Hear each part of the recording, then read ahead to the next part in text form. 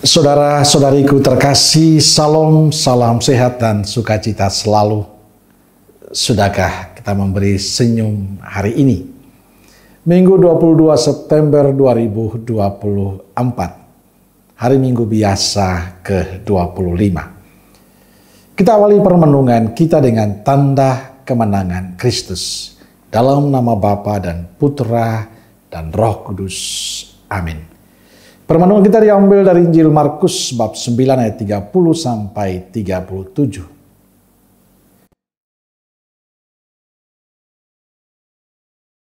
Yesus dan murid-muridnya berangkat dari situ dan melewati Galilea. Dan Yesus tidak mau hal itu diketahui orang, sebab ia sedang mengajar murid-muridnya. Ia berkata kepada mereka, "Anak manusia akan diserahkan ke dalam tangan manusia, dan mereka akan membunuh dia. Dan 3 hari sesudah ia dibunuh, ia akan bangkit." Mereka tidak mengerti perkataan itu, namun segan menanyakannya kepadanya. Kemudian tibalah Yesus dan murid-muridnya di Kapernaum. Ketika Yesus sudah di rumah, ia bertanya kepada murid-muridnya, "Apa yang kamu perbincangkan tadi di tengah jalan?" Tetapi mereka diam, sebab di tengah jalan tadi mereka mempertengkarkan siapa yang terbesar di antara mereka. Lalu Yesus duduk dan memanggil ke-12 murid itu. Katanya kepada mereka, "Jika seseorang ingin menjadi yang terdahulu, hendaklah ia menjadi yang terakhir dari semuanya, dan pelayan dari semuanya." Maka Yesus mengambil seorang anak kecil dan menempatkannya di tengah-tengah mereka.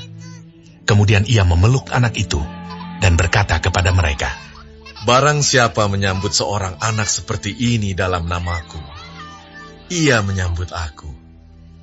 Dan barang siapa menyambut aku, bukan aku yang disambutnya, tetapi dia yang mengutus aku."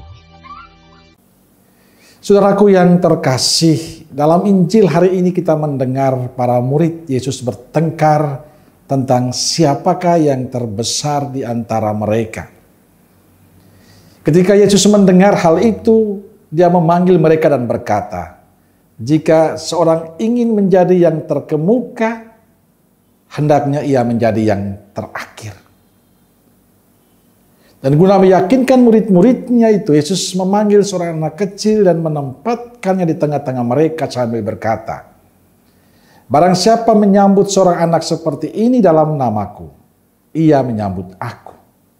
Dan barang siapa menyambut aku, ia menyambut Bapakku." Saudaraku yang terkasih, para murid seharusnya sadar bahwa mereka adalah pembantu-pembantu Yesus. Mereka adalah hamba-hamba Yesus. Tetapi yang terjadi, mereka menganggap dirinya hebat. Sehingga mereka mulai bertengkar siapa yang terbesar di antara mereka. Hal inilah yang bertentangan dengan ajaran dan keinginan Yesus. Bagi Yesus, yang terbesar di dalam kerajaan Allah adalah Dia yang bersedia melayani. Dan dasarnya adalah, dasar dari semua pelayanan itu adalah cinta. Ini yang tidak dipahami oleh para muridnya. Maka mereka bertengkar. Yang dipikirkan mereka, siapa yang terbesar? Siapa yang berkuasa? Sedangkan Yesus tidak memikirkan itu. Bagi Yesus, panggilan hidup setiap orang beriman adalah melayani, memberikan diri. Sikap untuk melayani tidak hanya berlaku dalam kehidupan menggereja, tapi berlaku untuk semua kita. Baik dalam keluarga maupun dalam kehidupan masyarakat. Suami istri akan menjadi suami istri terberkati kalau menghidupi sikap untuk saling melayani. Kita akan dihormati dan dihargai kalau kita tetap menjadi pelayan, walaupun status sosial kita tinggi. Saudaraku terkasih, Yesus bahkan menyebut dirinya hamba Allah. Paulus menyebut dirinya hamba dari segala hamba. Maka sambil tetap berusaha untuk melayani sesama lewat pekerjaan kita, marilah kita tak henti-hentinya menghargai pelayanan yang kita terima dari berbagai macam orang. Dan hendaknya kita tidak lupa bertanya diri, bagaimana saya dalam pekerjaan saya sekarang ini. Apakah saya sudah menjadi pelayan yang baik atau tidak? Atau jangan-jangan kita menjadi pribadi yang hanya mengharapkan pelayanan dari sesama. Saat menjelang ditabiskan menjadi imam pada tahun 2004, kami diminta untuk memilih moto imamat. Diberi kesempatan untuk merenungkan perjalanan panggilan dan melihat semangat apa, roh apa yang sungguh hidup dalam diri masing-masing. Saya memilih moto imamat saya dari Kisah Para Rasul bab 20 ayat 19.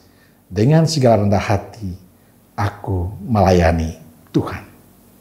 Inilah yang saya hidupi sebagai imam sampai saat ini.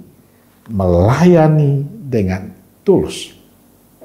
Saya meyakini di saat saya menghidupi panggilanku sebagai imam, maka semangat untuk melayani adalah dasar dari perutusan itu. Itulah ungkapan cinta saya pada Tuhan. Melayani Tuhan dengan sungguh lewat umat yang dipercayakan pada saya. Saudaraku terkasih, sebagai murid Kristus, panggilan kita adalah panggilan untuk melayani, bukan dilayani. Maka dimanapun kita berada, dengan status apapun kita, tetaplah menjadi pelayan Tuhan. Tetaplah menjadi hamba dari segala hamba yang mau melayani Tuhan dan sesama. Amin. Semoga Allah yang Maha Kasih memberkati saudaraku sekalian, Bapa, Putra, dan Roh Kudus. Amin. Roh Kudus Nazaret, doakanlah kami. Amin. Berkah dalam.